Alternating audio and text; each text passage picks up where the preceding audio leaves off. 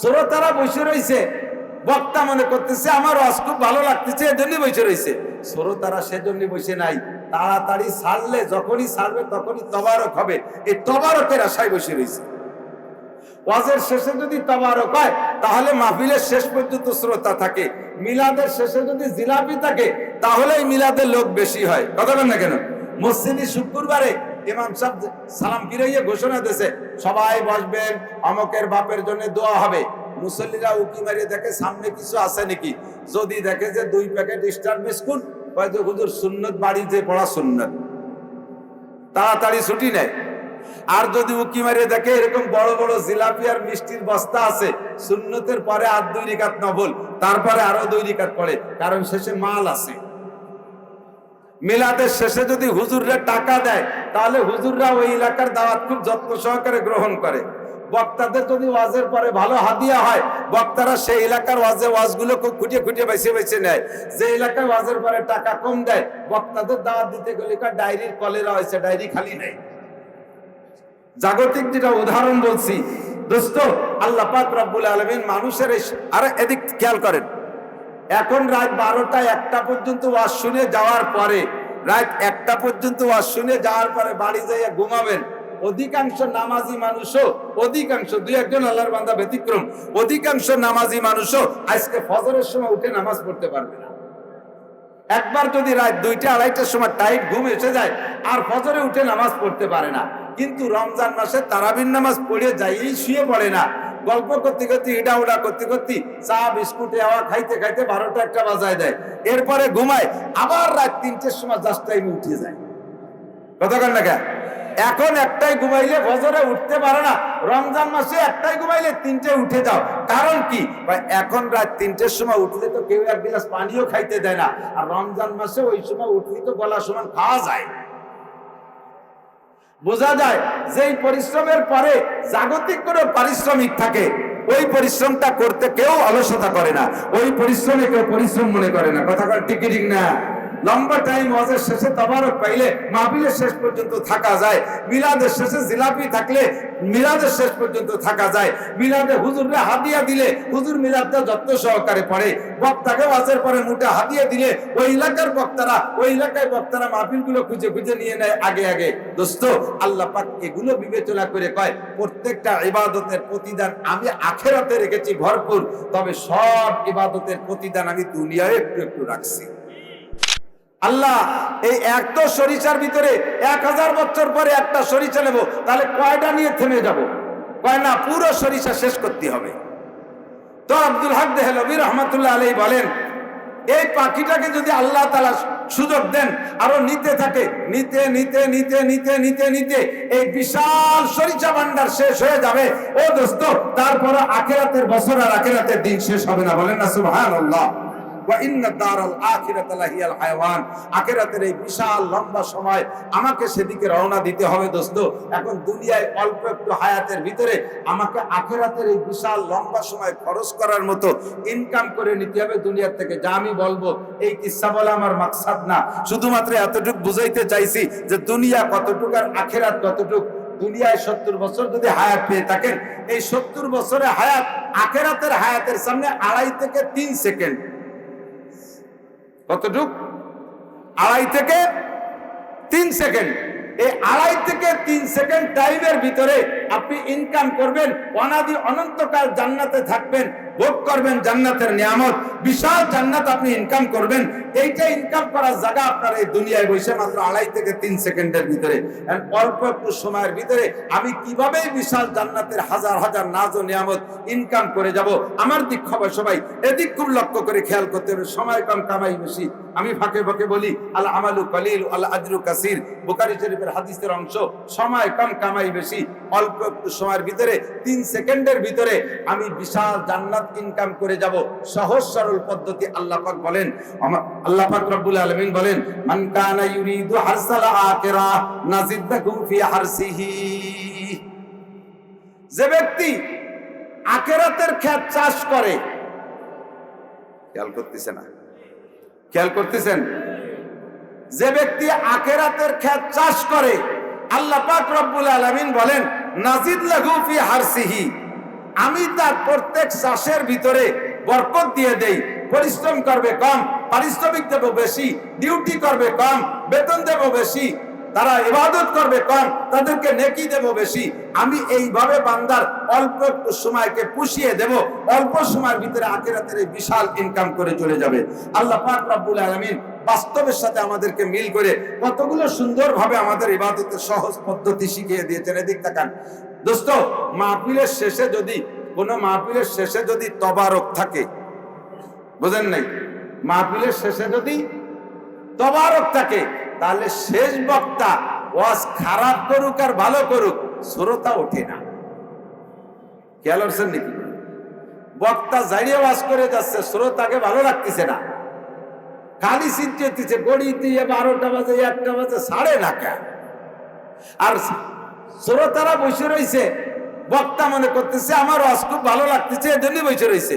শ্রোতারা সেজন্য বসে নাই, তাড়াতাড়ি ছাড়লে যখনই ছাড়বে তখনই তবারক হবে, এই তবারকের আশায় বসে রয়েছে। ওয়াজের শেষে যদি তবারক হয় তাহলে মাহফিলের শেষ পর্যন্ত শ্রোতা থাকে। মিলাদের শেষে যদি জিলাপি থাকে তাহলে মিলাদের লোক বেশি হয়। কথা বলেন না কেন? মসজিদে শুক্রবারে ইমাম সাহেব সালাম ফিরাইয়ে ঘোষণা দিয়েছে সবাই বসবেন, অমকের বাপের জন্য দোয়া হবে। মুসল্লিরা উকি মারিয়ে দেখে সামনে কিছু আছে নাকি, যদি দেখে যে 2 প্যাকেট স্টার বিস্কুট, হয়তো হুজুর সুন্নত বাড়িতে পড়া সুন্নত, তাড়াতাড়ি ছুটি নেয়।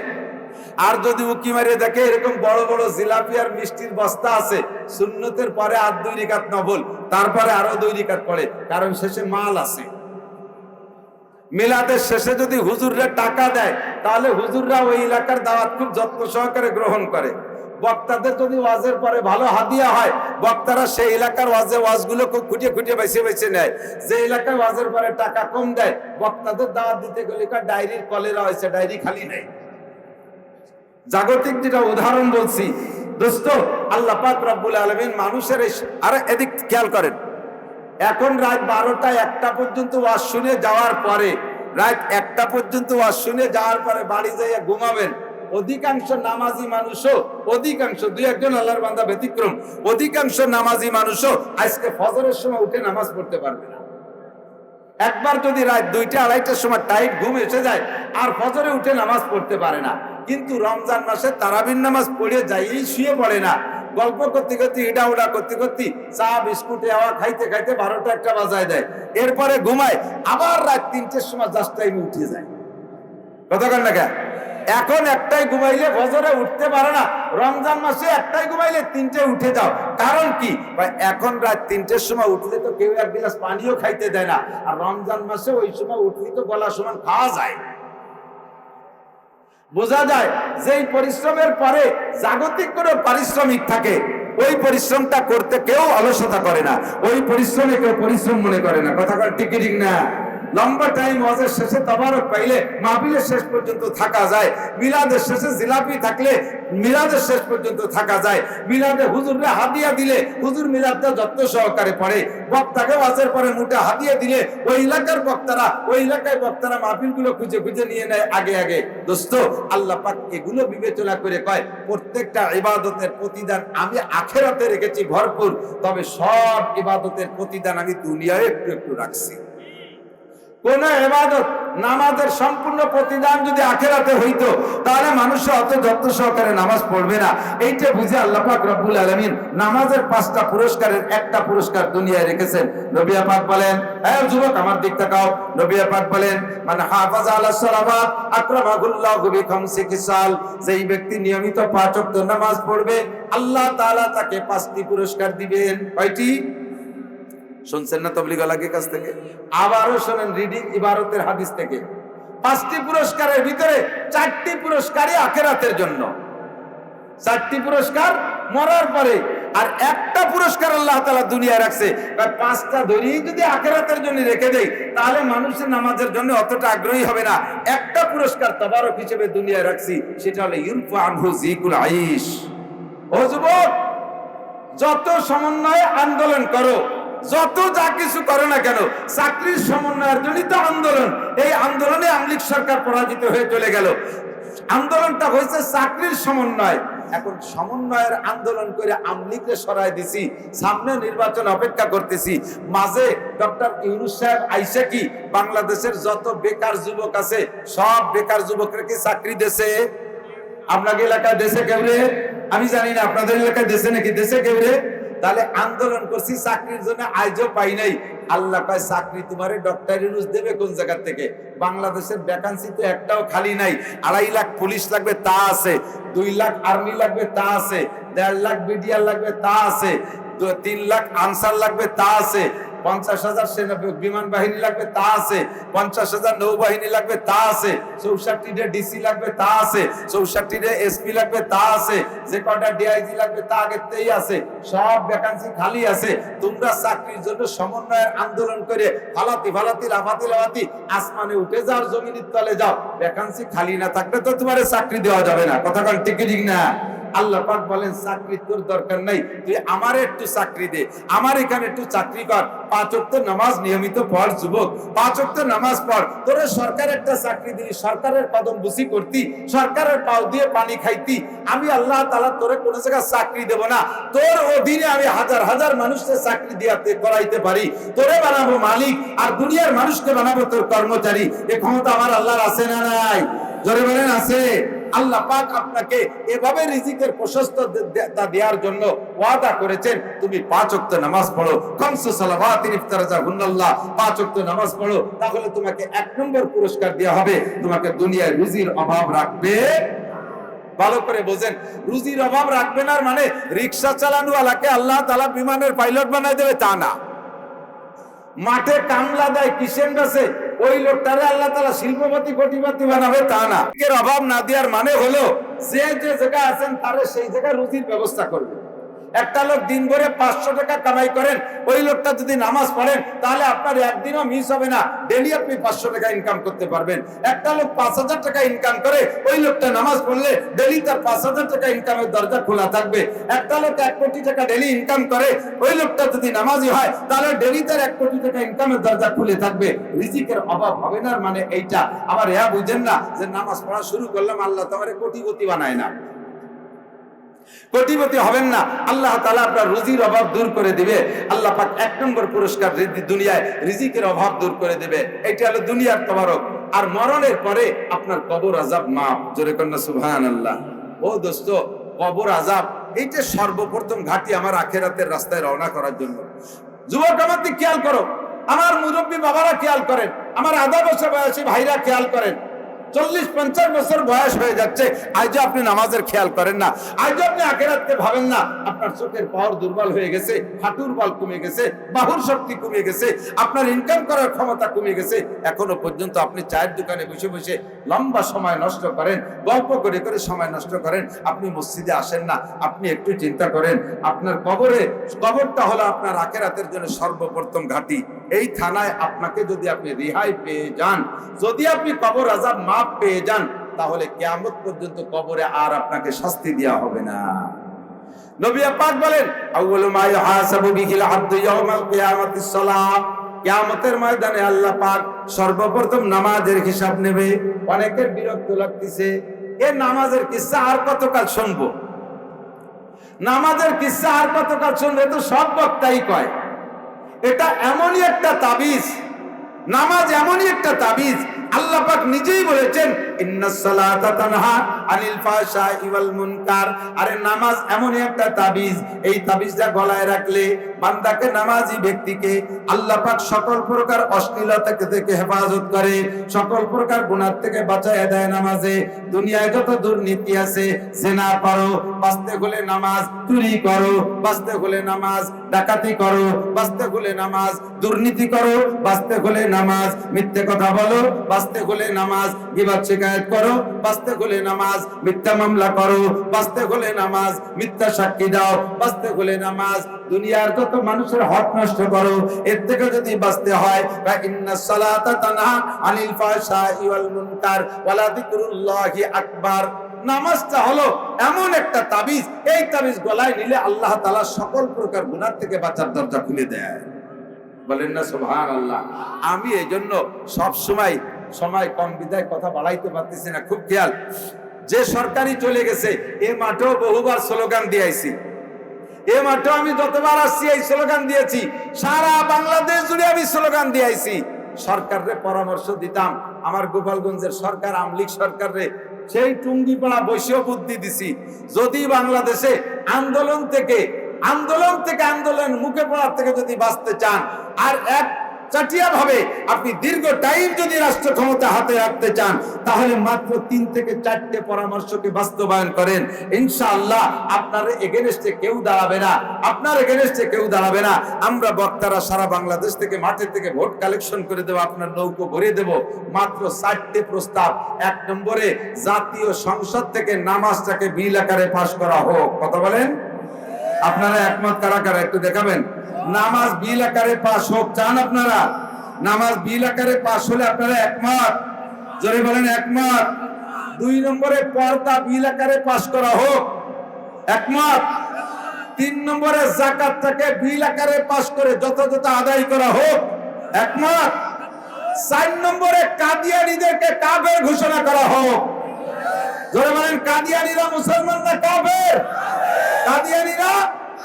কাদিয়ানীরা মাশাআল্লাহ, হাত নামান, জাযাকুমুল্লাহ। এই 4টে দাবি করছি, বেশি করি নাই। কেন করছি? বা আল্লাহ পাক বলছেন, তোমার নেতারা যত দুর্নীতি করে, খেয়াল করে না, জগতের সমস্ত অশান্তির গুরু রাজনৈতিক নেতারা, আর সমস্ত শান্তির চাবিকাঠি আল্লাহ তাআলা তাদের কাছে দিয়েছে। বিশ্বনবী বলেন, ইদা কানা উমারাকুম খিয়ারাকুম, যখন তোমাদের নেতারা হবে ভালো মানুষ, ওয়া আগনিয়াকুম সুমুহাকুম, ধনীরা হবে দানশীল, ওয়া উমুরুকুম শুরা বাইনাকুম, তোমাদের সব কাজগুলো হবে পরামর্শ সাপেক্ষে, ফাজাহরুল আরদি খায়রুম মিন বাতনিহা, তখন তোমাদের মরার চাইতে বেঁচে থাকার মধ্যে শান্তি বেশি, কবরের চাইতে দুনিয়ায় তোমাদের শান্তি বেশি। এই সময় তোমরা আল্লাহর কাছে সুস্থতার সাথে লম্বা হায়াত চাইবা। নবী পাক বলেছেন, শান্তির চাবিকাঠি নেতারা যদি ভালো হয়, নেতারা যদি নামাজি, আমার দিক, নেতারা যদি নামাজি হয়, নেতারা যদি সুন্নতি হয়, নেতারা যদি টুপিওয়ালা হয়, নেতারা যদি পর্দাশীল হয়, নেতারা যদি জাতির হক মাইরে না খায়, কথা বলেন ঠিক কি ঠিক না? নেতারা রাস্তা মাইরে খায় না। এই রাস্তা বানালো কোন নেতা? যশোর থেকে এই পর্যন্ত আস্তির মাজার খিল খুলে যায়। সুবহানাল্লাহ।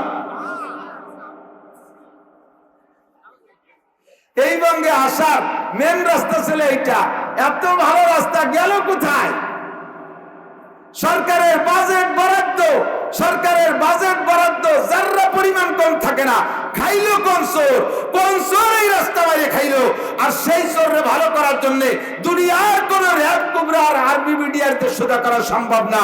আল্লাহ পাক বলেছেন, নেতাকে নামাজি বানাও, বাধ্যতামূলক নামাজি বানাও, তাহলে নেতা ভালো হবে, রাস্তার মাল মারিয়ে খাবে না। কথা বলেন ঠিক ঠিক না? ডোন মারে, মন মারে, রাস্তা মারে, ঢাল মারে, বিজিএফ কাট মারে, রাস্তার পিচ খেয়ে বেলায় দেয়, কুয়া খেয়ে বেলায়, কারেন্টের খাম্বা তার সহ গিলে খেয়ে বেলায় দেয়। এটাকে হাটহাজারী মাদ্রাসার হুজুররা খায়? আরে কথা কয় না। আপনাদের এই জিনেদা কালীগঞ্জ যশোর রোডের পিচ কুয়াকে হাটহাজারী হুজুর খাইছে? বলিদাপাড়ার হুজুর, রেল স্টেশনের হুজুর, পটিয়ার হুজুর, বাংলাদেশের কোন হুজুর খাইনি। খাইছে যে তারে ভালো হওয়ার জন্য উপর থেকে ডিরেকশন আসছে। সে যদি ভালো হয় তাহলে রাস্তা ভালো হবে, ওরা যদি ভালো হয় দেশে শান্তি হবে। যত অশান্তির গুরু, সমস্ত অশান্তি তাদের হাতে, তারাই অশান্তি বাঁধাইছে, তাদের হাতে শান্তির চাবিকাঠি, তারা হলো নেতারা। হুজুর বলেন, ইজা কানা উমারাকুম খিয়ারাকুম, জাতীয় সংসদে নামাজের বিল পাস করতে বলছি, তাতে আগে নেতাকে নামাজ পড়া লাগবে না? যেই মন্ত্রী বা যেই প্রধানমন্ত্রী বা যেই প্রেসিডেন্ট নামাজের বিল পাস করবে, উনারও তো নামাজ পড়া লাগবে ঠিক মতো। উনি চিন্তা করে গেছে, আল্লাহ সবাইকে ভর্তি করতে, আমারও পড়া লাগবে না। এই ভয়তে কয় না, যে যা ভালো পড়ো, না পারো বাদ দাও। নামাজ ছাড়া দেশে শান্তি আসার কোনো উপায় নাই। আর এই নামাজ আমরা ওয়াজ করে পড়াতে পারবো না। নামাজের পিছনে পিটানোর হুকুম আছে। ক্বালা রাসূলুল্লাহ সাল্লাল্লাহু আলাইহি ওয়াসাল্লাম, ওয়াজরিবুহুম আলাইহা ওয়া হুম আবনাউ আশারা সিনিন, তোমাদের বাচ্চাদের বয়স যখন ছেলে হোক আর মেয়ে হোক 10 বছর অতিক্রম করে একটা দিন বেশি হয়ে যাবে, সাথে সাথে যদি ওই ছেলেটা নামাজ না পড়ে, ওই মেয়েটা 10 বছর পুরার পর একদিন বেশি হয়েছে আর সেই দিন সে নামাজ পড়ে নাই, ওয়াজরিবুহুম আলাইহা, তাকে নামাজের কারণে একটা পিটান দেওয়া আব্বা মার জন্য ওয়াজিব হয়ে যায়। তাহলে বোঝা যায় হাদিসে প্রমাণ, নামাজ পিটাই পড়ানোর অধিকার আছে। কথা বলেন ঠিক ঠিক না? অধিকার না, বরং তো দায়িত্ব আছে। যদি নামাজ পড়ানো হইতো তাহলে বাংলাদেশের সব কিছু শান্ত হয়ে যেত। এজন্য দোস্ত, একটা তাবিজের দাবি আল্লাহ ইন্না সালাতা তানহা আনিল ফাহশাই ওয়াল মুনকার, নামাজ পড়ো, দুনিয়া সকল প্রকার দুর্নীতি থেকে মুক্ত হবে। এই জন্য দুনিয়ায় নামাজ পড়বো, কবরে যাওয়ার পরে প্রথম ঘাটি কবর আযাব, এটা নামাজে মাফ করে দেবে। কিয়ামতের ময়দানে কোটি কোটি মানুষের ভিতরে আপনাকে পুলসিরাত পার হয়ে জান্নাতে যাওয়া লাগবে। পুলসিরাত পার হইতে একটা টিকিট লাগবে, ওই টিকিটের নাম হলো আমল নামা। ওইটা যদি ডান হাতে পান তাহলে আপনি পুলসিরাত পার হইতে পারবেন নিরিবিলি। আর নামাজি ব্যক্তিকে আল্লাহ তাআলা কিয়ামতে ডান হাতে আমল নামা দান করবে, বলেন না সুবহানাল্লাহ। ডান হাতে আমল নামা পেয়ে আপনি এবার জান্নাতে যাবেন। ফেরেশতাদের কাছে জিজ্ঞেস করছে, ভাই টিকিট তো পেয়ে গেছি, বেহেশতে কোন দিক? তো ফেরেশতারা বলবে যে এই পুল পার হয়ে যেতে হবে। এই যে পুল দেখতেছেন না, এটার নাম সিরাত, এটা পার হতে হবে। ওইটার উপর হলো বেহেশতে, আর ওই পুল সিরাতের নিচে হলো জাহান্নাম। ওইটা পার না হয়ে জান্নাতে যেতে পারবেন না। তখন আপনি পুল সিরাতের গোড়ায় যে দেখবেন 30,000 বছরের পথ, গেটে লেখা রয়েছে 30,000 বছরের পথ। সমতলে এইভাবে উঠতে 10,000, সমতলে 10,000, নামতে 10,000, 30,000 বছরের পথ আপনাকে পার হইয়া তারপরে জান্নাতে যেতে হবে। ভয়তে আপনি চক্ষু বন্ধ করে বসে পড়বেন। ওরে কপাল, এত বড় লম্বা রাস্তা, চিকন হীরার চাইতে ধার, চুলের চাইতে চিকুন, ধরার জন্য কোনো বাস নাই যে পাততলেরটা ভাঙ্গে গেলি কমপক্ষে উপরেরটা ধরে বাইয়েছে চলে যাবো, সে ব্যবস্থাও নাই। ও আল্লাহ, এত বড় পুল পার হবো কি দিয়ে? ভয়তে চক্ষু বন্ধ করে বসে রয়েছেন, চিন্তা করতেছেন আরে এ পুল না পার হইলে তো ভেস্তে যেতে পারবো না। এ জায়গা ভয় পেয়ে চোখ বন্ধ করে বসে থাকলে কি হবে? পার তো হতেই হবে। দেখি কোনো মতে হামাগুড়ি দিয়ে পারি নাকি। আপনার ডান হাতে জান্নাতের আমলনামা আছে, বাস আপনি চোখ খোলার সাথে সাথে দেখবেন কোন ফাঁকে পুল সিরাত পার হয়ে উপার চলে গেছেন, তা আপনি নিজেও টের পান না। পুলসিরাত পার হওয়ার পরে এবার পদ্মার স্বর আর মেঘনার স্বর আর বঙ্গোপসাগরের স্বরের মতো ফাঁকা স্বরের মধ্যে ঘুরে বেড়ানো লাগবে না। বেহেশতে খুঁজে পাচ্ছেন না এমন না। নবী পাক বলেন ওয়ায়াদখুল জান্নাতা বিগাইরি হিসাব, নামাজি ব্যক্তি বিনা হিসাবে জান্নাতি। নামাজি ব্যক্তি বিনা হিসাবে জান্নাতি। যে কথা বলতে চাইছি, আল্লাহ পাকের ওয়াদা, মান কানা ইউরিদু হারসাল আখিরা নাজিদ লাহু ফি হারসিহি, যে ব্যক্তি আখিরাতের ক্ষেত চাষ করে আল্লাহ তাআলা তাকে তার চাষের ভিতরে বরকত বাড়াইয়া দেয়। নামাজ পড়বে, মসজিদে যায় এক ওয়াক্ত, তারে 527 ওয়াক্ত নামাজের সওয়াব দেওয়া হবে। কোরআন শরীফ থেকে একটা হরফ পড়বে, তাকে 10টি নেকি দান করা হবে। জোরে কন্না সুবহানাল্লাহ। সুন্নতের আমল করবে একটা সুন্নতের পর আমল করবে। নবী পাক বলেন, মান তামাসসাকা বিসুন্নতি ইনদা ফাসাদে উম্মতি ফালাহু আজরু মিয়াতি শাহীদ। যে সময় সুন্নতগুলো দুনিয়া থেকে মিটে যাওয়ার সম্ভাবনা দেখা দেবে, মুসলমানদের অলসতার কারণে, অমুসলমানদের ষড়যন্ত্রের শিকার হইয়া মুসলমানরা সুন্নতগুলো একেবারে ভিতর থেকে বাদ দিতে শুরু করবে। মেসাক বাদে বিরাজ শুরু করবে। সুন্নতি পাজামা জুব্বা বাদ দিয়া প্যান্ট শার্ট আর গেঞ্জি পরা শুরু করবে। মুসলমান এমন করে সুন্নতগুলো বাদ দেবে, দস্তারখানে খানা খাওয়া বাদ দিয়ে টেবিলে খাওয়া শুরু করবে। এইরকম মুহূর্তে যদি সুন্নতকে চিন্তা করার উদ্দেশ্যে আমার কোন উম্মত একটি সুন্নতের পর আমল করে, আল্লাহ পাক তাকে 100 শহীদের সওয়াব দান করে। বুঝেন নাই কথা? আমল করবেন কম, নেকি পাবেন বেশি। একটা সুন্নতে 100 শহীদের সওয়াব। আল্লাহু আকবার। ও দোস্ত, সাথে সাথে আল্লাহ এ কথা বলেন নাই যে ব্যক্তি আখিরাতের জন্য আমল করে ওরে শুধু আখিরাতই দেই, দুনিয়া দেই না, তা না। তাকে আল্লাহ তাআলা প্রত্যেক আমলের বিনিময়ে দুনিয়াও। রোজা রাখি, ভাই রোজা রাখি দুনিয়ার জন্য না আখিরাতের জন্য? একটু কথা বলেন। রোজা রাখছি আল্লাহর কাছে আখিরাতে পুরস্কার পাবো সেজন্য না? সহজে শুনে নেন, রোজাদারদেরকে আল্লাহ তাআলা নিজ হাতে আরশে আজিমের নিচে বসাইয়া 500 বছর পর্যন্ত মুখে উঠাইয়া ইফতার খাওয়াবে। আমি রোজা রাখছি এই আশায়, ঠিক কিনা? নবী পাক বলে ইউজাদু ফিহি রিজকুল মুমিন। প্রত্যেক ইবাদতের বিনিময়ে আল্লাহ দুনিয়াও রেখেছেন। তুমি যদি রমজানে রোজা রাখো, প্রতিদান তো আখিরাতে এভাবে পাবা, তবে রোজার বিনিময়ে আল্লাহ তাআলা রমজানে তোমার রুজির বরকত বাড়ায় দেবে। বাস্তবে দেখেন, এদিক তাকান, রমজানে যারা রোজা রাখেন তারা বেশি খায় নাকি রমজানে যারা বাড়ি থেকে রোজা রাখে না তারা বেশি খায়? আপনারা কি জানেন আমি জানি না। যারা রোজা না রাখে তারা বেশি খায় না রোজাদাররা বেশি খায়? আল্লাহর কসম, রোজাদাররা বেশি খায়। রমজানে যারা রোজা রাখবে, বাড়ি ফ্যামিলির সদস্য 5 জন, 5 জনই সাবালেক, মা বাপ আর 3টে ছেলে মেয়ে, তো 4 জনের রোজা রাখে। ছোট ছেলেটার বয়স 22 বছর, ও নাবালেক, ও রোজা থাকে না। এই দামড়াটা রোজা থাকতে পারে না। এখন যে 4 জনের রোজা রাখবে, শেষ রাত্রির সেহেরির ভালো খাবার যতক্ষণ পর্যন্ত কুলায় পেটে ধরে অতক্ষণ পর্যন্ত আর ওরা কম খায় না। ভালো ভালো মাথা, গোশত ইত্যাদি মাইটিয়ে পরান কলিজা দিয়ে পেট ভরে খাইয়া, দুধ টুধ যা ছিল, কলা ফল পুরুট আমটাম সব খাইয়ে সাবাল করে দিয়ে বেরোজাদারের জন্য ওই বলের ভিতরে যা আছে ওই অবস্থায় তা জালি দিয়ে ঢাকাও না, টেবিলের উপরে সেইভাবে রয়েছে বেলানো, কুন্ডা নামাজ পড়ে ঘুমাই রয়েছে। বুঝদারিরা সকালবেলা উঠে মারে কা মা খাবার কো, হেনে যা আছে তাই খা, কথা কইছে শয়তান। এমন ধমক দেশে ভয়তে আর খাবারের কথা করতে পারে না, যা ছিল ওই নরম তরম ওই একটু কোনো মতে খাইছে, মনটা খারাপ। দুপুর বেলা কয় মা এখন কি খাবো, শয়তান কথা কবি না, সাইডে মুড়ি খা। দুপুর সাইডে মুড়ি, মা সাইডে গরম ভাত, এই বেরোজাদারের জন্য গরম ভাত রান্না করে আমি জাহান্নামে যেতে পারবো না, সাইডে মুড়ি খেয়ে চুপ করে তার কথা কইস না। সারাদিন দুপুর বেলা সাইডে মুড়ি খাইয়ে পেটটা তৈ তৈ করে, মাঝে মাঝে এক একখান বিস্কুট খাই দোকানে যায়। সন্ধ্যার সময় ইফতারি আইটেম জোগাড় করছে 20 প্রকার। এই 20 প্রকারের ইফতারি নিয়া এই 4 জন বসছে, ইন্দ্রাও প্ল্যান করছে যে ওরে খাতি দেবো না। মাগরিবের একটু আগে ওরে বিভিন্ন কাজে হারায়, গরুর ঘরে দরজা দে, মুরগির ঘরে দরজা আটকা, আজান দেবে দেবে ভাব, এই সময় জগ দিয়ে পাঠাইতেছে যা ওই টিউবওয়েলেতে পানি নিয়ে আয়। ও টিউবওয়েলেতে পানি আনতে আনতে আজান দিয়েছে, এরা ধমাধম করে মারিয়ে দিয়েছে সাফ করিয়া। ও পানি আনিয়ে দেখে যে আছে কটা সুলা মুড়ি, মা আমার জন্য যা আছে তাই কথা কবি রে শয়তান। সারাটা দিন এভাবে না খাতি কাটছে। রাইতে এখানে কয় মা আমি কি তারাবির আগে খাবো, শয়তান ভাতের হাড়িতে হাত দিবি না, রোজাদারের আগে হাতে বাড়িতে হাত দিলি বরকত থাকে না। সবাই নামাজ পড়ে এসে আমরা খাবো, তারপরে তুই খাবি। দিনটা যায় তার না খাতি কথা কর না কেন। ইফতারির সময় মোটা আইটেম ইফতার রোজাদাররা খায়, সেহরির খানা রোজাদাররা খায়, রাতে খানা রোজাদাররা খায়। এমনি সময় আপনারা যা খান না খান, রমজান মাসে প্রত্যেকে বাড়ির খাবারের আইটেম বাড়ে, কমে না বাড়ে? এখন কয়জনে খেজুর খান, ছোলা, বেগুনি, পেঁয়াজি, কত কিছু আইটেম রমজান মাসে খাই, শরবত খাই, কত কিছু খাই। সব কিছু রুজির বরকত কে দেয়? আল্লাহ তাআলা ইবাদতের বিনিময় দেয়। তবে ইবাদত করব আমি এ আশায় না, ইবাদত করব কার আশায়? আল্লাহ পাকের আশায়। ইবাদতের মধ্যে কোনো শিরিক হবে না। আল্লাহ কয় ওয়ালা ইউশরিক বিইবাদাতি রাব্বিহি আহাদা, কোন ইবাদতের মধ্যে তুমি শিরিক করবা না, দুনিয়ার লোভে তুমি ইবাদত করবা না। তবে আমার সিস্টেম, আমি দুনিয়া তোমারে দেব ইবাদতের বিনিময়।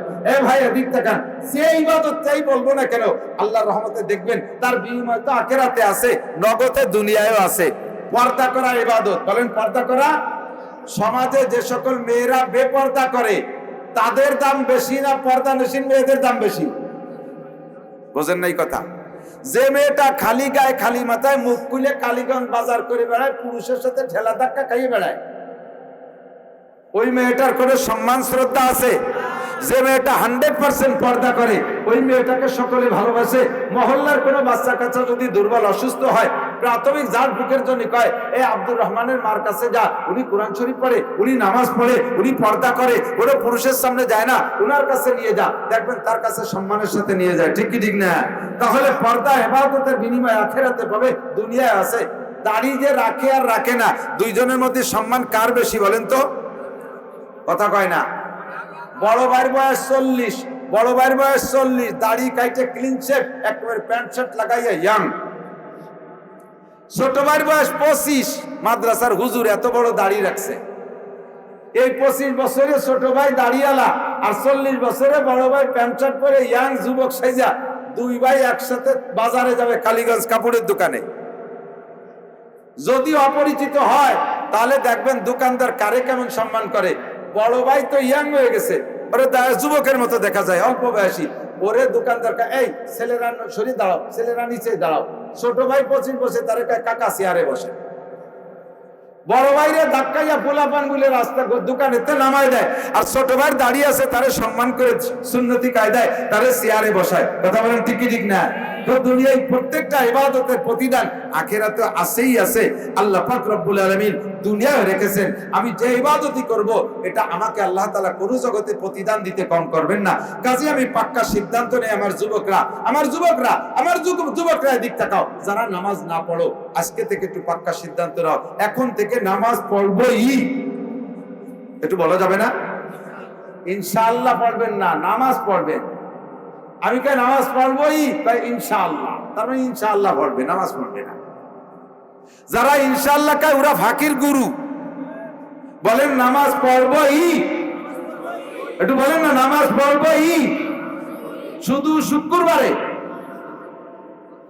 বছরে 2 ঈদ, 5 ওয়াক্ত। বলেন কয় ওয়াক্ত? 5 ওয়াক্ত। 5টা পুরস্কার পাবেন। 1 নম্বরে রুজির অভাব থাকবে না। সাথে রুজির অভাব দূর করার জন্য আরেকটা আমল শিখিয়ে দেয়। দিক তাকান, হাদিসে আসছে পরিষ্কার। হুজুর বলেন 2টা জিনিস জীবনে কোনোদিন এক জায়গা হতে পারে না। আমাদের সমাজে পরিচিত আছে 2টা জিনিস এক জায়গা হতে পারে না, আগুন আর পানি। কথা কয় না? আগুন আসলে পানি থাকতে পারে না, পানি আসলে আগুন থাকতে পারে না। এই দুটি এক জায়গা হতে পারে না।